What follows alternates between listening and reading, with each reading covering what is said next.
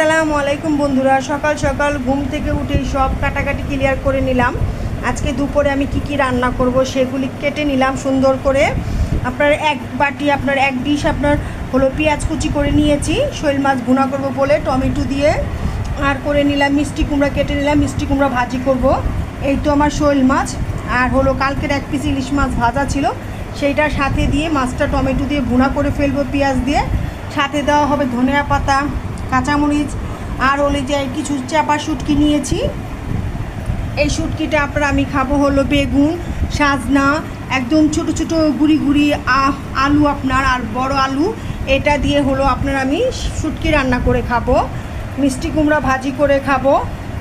আর এই আমগুলি দিয়ে দেব হলো ডালের মধ্যে, মুসুরির ডালের মধ্যে, পাতলা মুসুরির ডাল, এটার মধ্যে দিব। আমরা বেশি আম দিতে পারি না, বেশি আম দিলে আমাদের কাছে বেশি একটা টক লাগে, অত টক আবার খেতে পারি না, তাই অর্ধেকটা আম দেই। এই তো ছিল আজকের আমার আয়োজন দুপুরের। যদি কারো ভালো লাগে তাহলে লাইক কমেন্ট শেয়ার প্লিজ। আলহামদুলিল্লাহ, খোদা হাফেজ। এই তো সাজনা শুটকির তরকারির জন্য মশলা ব্লেন্ড করে নিচ্ছি। এর মধ্যে আমি দিয়েছি পেঁয়াজ, কাঁচা রসুন আর হলো শুকনা মরিচ। এই মশলাটা দিলে নাকি সাজনা শুটকির তরকারিটা খুব স্বাদ আসে। এক ভাবির কাছ থেকে শেখা এই রেসিপিটা আমার।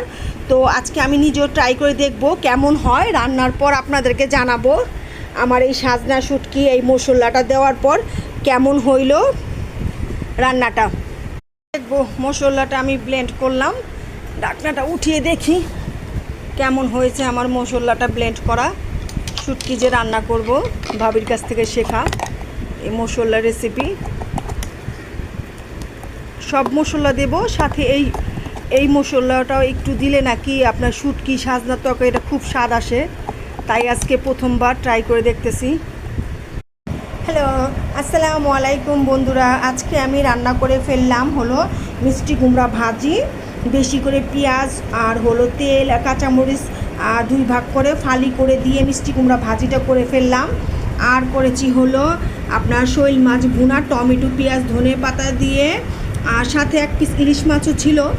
আর হলো করেছি শুটকি, চাপা শুটকি, বেগুন, সাজনা, আলু আমি দু রকম দিয়েছি। ছোট ছোট একদম গুড়ি গুড়ি ছোট ছোট আলু দুই ফালি করে দিয়েছি, আর বড় আলু দিয়েছি।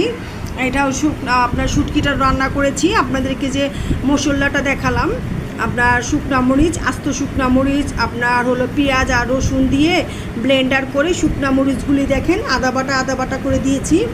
এইভাবে এই শুটকি তরকারি রান্না করেছি এক ভাবির কাছ থেকে শেখা এই মশলা রেসিপিটা।